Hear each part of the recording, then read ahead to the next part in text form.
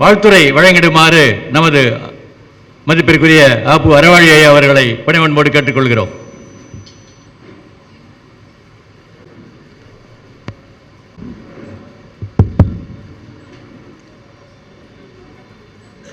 பெரியோர்களே,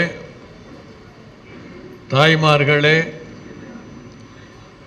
அன்பு செல்வங்களே, இந்த விழாவிற்கு மிகச்சிறந்த முறையிலே தலைமை ஏற்று நூலை வெளியிட்டு சிறப்பு செய்த என்னுடைய மரியாதைக்குரிய நீதி அரசர் அவர்களே, இன்றைய விழாவினுடைய கதாநாயகன் ஜீவகன், என்னுடைய தம்பி ஜீவகன் அவர்களே, இங்கே இருக்கின்றவர்களில் அதிகமாக மகிழ்ச்சியை ஒவ்வொரு நொடியிலும் நுகர்ந்து கொண்டிருக்கின்றவன் நான் என்பதற்கான காரணம் ஜீவகனுக்கு தெரியும். அதை நான் சொல்ல விரும்பவில்லை. ஒன்றை சொல்ல விரும்புகிறேன். சீவக சிந்தாமணியினுடைய சிறப்பு பற்றி நீதி அரசர் சொன்னார். ஜீவகன் கிட்டத்தட்ட 7 திங்கள்கள் தொடர் சொற்பொழிவு ஆற்றியிருக்கிறார். அதனுடைய தொடக்க விழாவிற்கு நான் வந்தேன். அந்த காப்பியத்தை தொடங்கும் போதே மூவா முதலா உலகம் ஒரு மூன்றும் ஏத்த தாவாத இன்பம் தலையாயது தன்னினெய்தி ஓவாது நின்ற குணத்து ஒன்னிதி செல்வன் என்ப தேவாதி தேவன் அவன் சேவடி சேருமன்றே என்று தொடங்குகிறார். இடையிலே எண்ணற்ற பாடல்கள். காய்மாண்ட தெங்கின் பழம் வீழ கமுகின் நெற்றி ஒரு பாட்டு, சொல்லரும் சூர்பசும் பாம்பின் சொல்லரும் சூர்பசும் பாம்பு போல் மல்லவே கருவிருந்து இன்ற மேலார் செல்வமே போர் தலை நிறுவி தேர்ந்தனூர் கல்வி சேர் மாந்தரின் இறைச்சி காய்த்தவே என்ற ஒரு பாட்டு. இவையெல்லாம் சுவை மிக்க பாடல்கள். இவற்றிலே ஒன்றை நான் சொல்ல வேண்டும். சிந்தாமணி ஈடு இணையற்ற காப்பியம். அதிலே ஐயமில்லை. அதிலே பச்சையப்பன் கல்லூரியிலே நான் படித்து கொண்டிருந்த போது எனக்கு பேராசிரியராக இருந்தார் ராமு பரமசிவானந்தம். அவர் தன்னுடைய வாழ்க்கையை பற்றிய ஒரு சிறு கூரை வகுப்பிலே சொன்னார். அது என்ன? அவருடைய தந்தை அவர் அறியா பருவத்திலேயே இறந்து விட்டதனாலே நிரம்ப சொத்துக்கள் உள்ள குடும்பம் என்பதனால் உற்றார் உறவினர்கள் அந்த சொத்துக்களை அபகரித்துக் கொள்ள மேற்கொண்ட முயற்சிகளை எதிர்த்து அவருடைய தாய் எப்படி தன்னை காப்பாற்றினார் என்று வகுப்பிலே சொன்னார். சொல்லிவிட்டு ஒன்று சொன்னார், ஒருத்தினான் ஒருத்திக்கிந்த ஒரு மகன் தேரும் கருத்திலாச்சிரியன்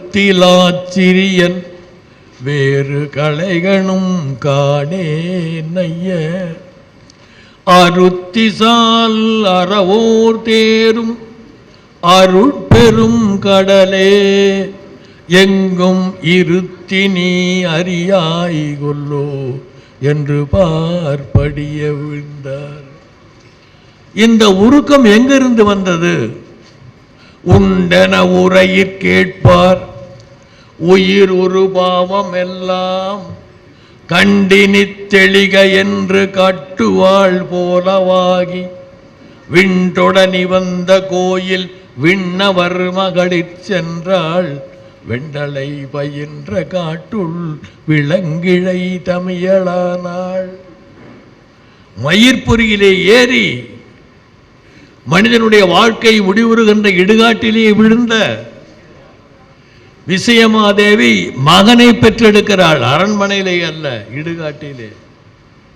அந்த செய்தியை சொல்ல வரும்போது இப்படி போடுகிறார்: உண்டன உரையிற் கேட்பார் உயிருரு பாவம் எல்லாம் கண்டினி தெளிக என்று காட்டுவாள் போலவாகி விண்தொடனி வந்த கோயில் விண்ணவர் மகளிர் சென்றாள் வெண்டலை பயின்ற காட்டுள் விளங்கிழை தமிழானாள். என்னுடைய பேராசிரியர் தன்னுடைய வாழ்க்கை நிகழ்ச்சியை சொல்லிக் கொண்டிருக்கும் போது என்னுடைய மனத்திரையிலே ஓடிய பாடல் இந்த சிந்தாமணி பாடல். இப்படி எண்ணற்ற பாடல்கள் நிரம்பி இருக்கின்ற ஒரு அருமணி செப்பாக இருக்கின்ற சிந்தாமணியை கிட்டத்தட்ட 3/8 தொடங்கி இந்த நிறைவு விழா வரையிலே பல அருமையான கருத்துக்களை ஜீவகன் சொல்லியிருக்கிறார். அவர் டாக்டர் பட்டம் பெற்றது சிந்தாமணியை ஆய்வுக்கு எடுத்துக்கொண்டுதான். இன்றைக்கு சிந்தாமணி தொடர் சொற்பொழிவு ஆற்றி நிறைவு விழா. அவர் பெற்ற பட்டம், டாக்டர் பட்டம், சிந்தாமணி அடிப்படையாக வைத்துதான். ஆகையினாலே இந்த காப்பியத்தை அவர் நிறைவு செய்ததற்கு தனிப்பட்ட முறையிலே நான் வாழ்த்துவதோடு அவர் பல பேறுகள் பெறட்டும் என்று சொல்லி ஒரு செய்தியை, ஒரு வேண்டுகோளை உங்கள் முன்னிலையிலே வைக்க விரும்புகிறேன். அண்மையிலே தமிழகத்திலே இருக்கின்ற மக்கள் அனைவரும் அறிந்த ஒருவர், இன்னும் சொல்ல போனால் ஓர் அரசியல் கட்சியிலே இருக்கின்றவர். அவர் சொன்னார், இந்த பாழாய்ப்போன சமணர்கள் நுண்கலைகள் அனைத்தையும் அழித்து விட்டார்களே, இசை போய்விட்டது, நுண்கலைகள் போய்விட்டன என்று ஒரு புத்தகம் எழுதியிருக்கிறார். அதை யாராவது பார்த்திருக்கிறீர்களா? ஒரு புத்தகம், 250 பக்கம் உள்ள புத்தகம், பாழாய் போன சமணர்கள் நுண்கலைகளை அழித்து விட்டார்கள் என்கிற புத்தகம். இதை எப்படி மாற்றப் போகிறீர்கள்? பல்லாண்டுகள் சுபாஷ் சொன்ன மாதிரி ஒரு 65-70 ஆண்டுகள் தமிழகத்தினுடைய பல பகுதிகளிலே களமாடி பல கல்வெட்டுக்களை, குகைகளை, படுக்கைகளை காப்பாற்றி வழக்குகள் தொடுத்து, அந்த நேரத்தில் எனக்கு வாய்ப்பாக நீதியரசர் இல்லை. ஆனாலும் இருந்த நீதியரசர்கள் அற்புதமாக தீர்ப்பு தந்திருக்கிறார்கள். என்னுடைய புத்தகத்தில் நீங்கள் பார்த்துருக்கலாம். நெஞ்சில் நிற்கும் நினைவுகள் என்கிற புத்தகத்திலே கடைசியிலே உயர் நீதிமன்றத்தினுடைய முதல் அமர்வு கொடுத்த 2 தீர்ப்புகளை அந்த புத்தகத்திலே கொடுத்திருக்கிறார். அதுபோல செயல்படுவதற்கு அவசியம். இப்போ இசை நம்மிடத்தில் இல்லையா? இப்போ நான் முறையாக இசை கற்கவில்லை என்றாலும் நான் பாடிய பாடல் கேட்கும்படி இருந்ததா? என்ன ஒன்றும் காணோம். கேட்கும்படி இருந்ததா? இருந்து.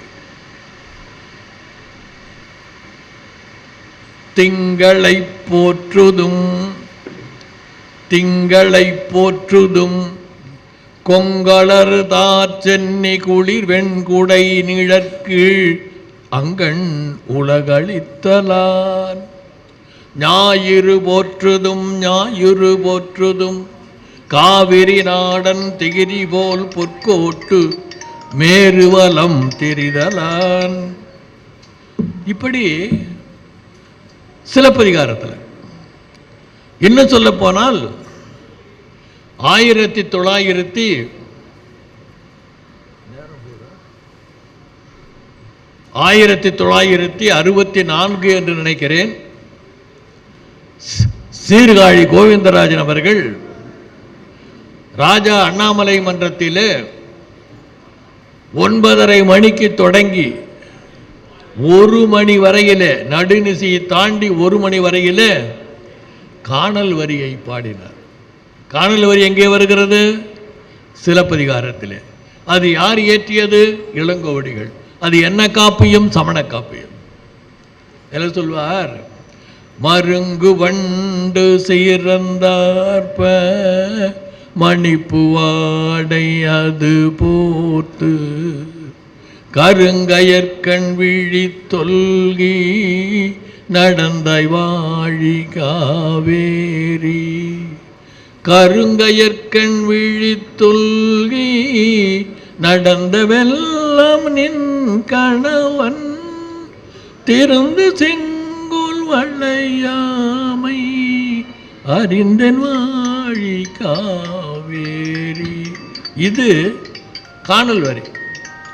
இன்னொன்று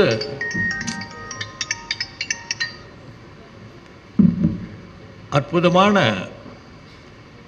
சிலப்பதிகார காப்பியத்திலே 29வது காதையிலே வருகிற 2-3 பாடல்களை மட்டும் பாடி முடிக்கிறார். செய்தவம் இல்லாதேன் தீக்கனா கெட்ட நாள் எய்த உணராதிருந்தேன் என் செய்தேன் மொய்குழல் மங்கை முலை பூசல் கெட்ட நாள் அவ்வை உயிர் வீவும் கெட்டாயோ தோழி. அம்மாமி உயிர் வீவும் கெட்டாயோ தோழி. தோழி மடம் படு சாயலாள் மாதவிதன்னை கடம் படாள் காதர் கணவன் கைப்பிடித்து குடம் புகாக்கூவர் கொடும் கானம் போந்த தடம் பெறும் கண்ணிக்கு தாயனான் கண்டீர் தன்புகார் பாவைக்கு தாயனான் கண்டீர். எல்லாவற்றுக்கும் மேலாக பொன்னிலங்கு பூங்கொடி போலம் செய்கோதை வில்லிட மின்னிலங்கு மேகலைகள் ஆர்ப்ப ஆர்ப்ப எங்கனும் தென்னன் வாழ்க வாழ்க என்று சென்று பந்தடித்துமே தேவரார மார்பன் வாழ்க என்று சென்று படித்துமே. கந்துகவரி சிலப்பதிகாரத்தில். இப்படி இசை குவியல்கள் ஏராளமாக இருக்கின்றன. நேரமின்மையினாலே நான் பலவற்றை விடுகிறேன். இங்கே இருக்கின்றவர்கள் இந்த அடாத பழிக்கு என்ன பதில் சொல்ல போகிறீர்கள்? ஜீவகன் உட்பட இது எல்லாருடைய கடமையும். பாழாய்ப்போன தமிழர்கள் தமிழகத்திலே நுண்கலைகளை அழித்து விட்டார்கள், இசை மரபை அழித்து விட்டார்கள், காப்பியங்களை அழித்து விட்டார்கள். அப்ப காப்பியங்கள் எங்கே இருக்கு? கெமில் ஜொலபில் அப்படின்னு செக்கோஸ்லோவாக்கியாவிலிருந்து வந்த ஒரு அறிஞர் சொன்னார், minus the contributions of Tamil speaking Jains in Tamil Nadu, there will be nothing noted in the field of literature. சமணர்களுடைய கொடைகளை Tamil இலக்கிய உலகில் இருந்து கழித்து விட்டால் குறிப்பிட்டு சொல்வதற்கு ஒன்றும் இல்லை. அது அப்படியே வழிமொழிந்தார் தமிழகத்தினுடைய முதல்வராக இருந்த கலைஞர். அவர் சொன்னார், தமிழ் இலக்கிய உலகில் சமணர்களின் கொடைகளை கழித்து விட்டு போர்த்தால் இலக்கிய உலகம் வெறிச்சோடி கிடக்கும்னார். இதையெல்லாம் கவனத்திலே வைத்துக்கொண்டு, ஏனென்று கேட்டால் இன்னும் எவ்வளவு காலம் என்னால் பேச முடியும்னு தெரியல. ஒரு 70 ஆண்டுகள் மேடையிலே களமாடிய காலமெல்லாம் போய், அப்பொழுதெல்லாம் ஒரு நாள் ஜீவகன் என்ன கேட்டார், ஐயா அந்த காலத்திலே மேடையிலே பேச மட்டும் செய்தீர்கள், பாடவில்லையே ஏன் என்று கேட்டார். பதில் சொன்னா? இல்லை, சொல்லலை. இப்பொழுது சொல்கிறேன் பதில். என்னுடைய இனிய நண்பன், உயிரணைய நண்பன், திருவரக் கவிஞன் புடல் ஜம்புகுமார் ஓர் இசைவாணன். உங்களுக்கு தெரியும், இணையற்ற இசைவாணன். அவனுடைய இசைக்கு முன்னாலே நாம் பாடக்கூடாது என்று நான் பாடாமல் இருந்தேன். ஆனால் இன்றைக்கு அவன் இல்லை என்பது மட்டுமல்ல, இருக்கின்றவர்களும் இசையை மறக்கின்றார்கள். ஆனால் அவனும் என்னை ஒரு பாடல் விரும்பி கேட்பான். அது அவன் இயற்றிய பாடல். ஒரு கோடி பாடல் மலர் கொண்டு உன்னை அர்ச்சிக்க வேண்டுகிறேன்.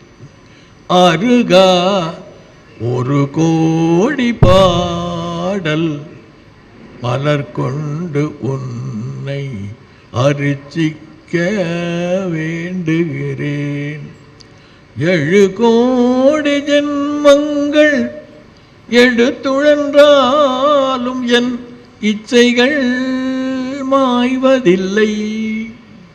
7 கோடி ஜென்மங்கள் எழுத்துழன்றாலும் என் இச்சைகள் மாய்வதில்லை. பிறகோடி வருகின்ற வினை கூட்டம் என்னை விட்டு பிரிவதாய் தோன்றவில்லை. இது ஜம்புகுமாரன் பாடிய பாடல். இந்த ஒரு பாடலை மட்டும் நீ பாடுன்னு கேட்பான். மற்றபடி அவன் முன்னால் நான் பாடியதில்லை. நீண்ட நாட்களுக்கு முன்னாலே ஜீவகன் என்னை கேட்ட கேள்விக்கு இதை விடையாக கூறி, நான் விடுத்த வேண்டுகோளுக்கு உங்களால் ஏதேனும் செய்ய முடியுமா என்று அருள் கூர்ந்து பாருங்கள். நன்றி, வணக்கம். தொடர்ந்து மதிப்பிற்குரிய அஜித் பிரசாத் ஜெயின் அவர்களை வாழ்த்துரை வழங்குமாறு கேட்டுக்கொள்கிறோம்.